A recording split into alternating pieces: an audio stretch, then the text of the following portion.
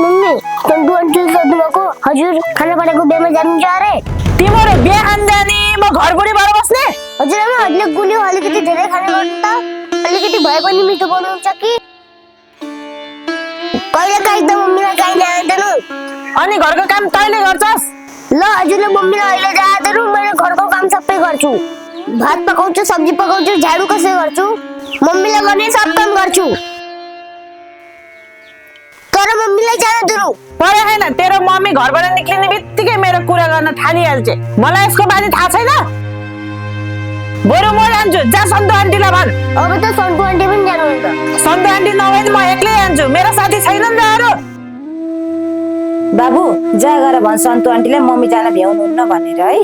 mummy हजुरआमा कहाँ डुलिराख्नुहुन्छ घर छोडेर बाहिर डुल्न मन लाग्दैन बाबु हामी बाबा आएपछि डुल्न जाम्ला है बाबा नभएपछि मलाई कतै डुल्न जान मन लाग्दैन हजुरआमासँग डराएर अहिले त्यस्तो भन्नुभएको नि मलाई सब थाहा छ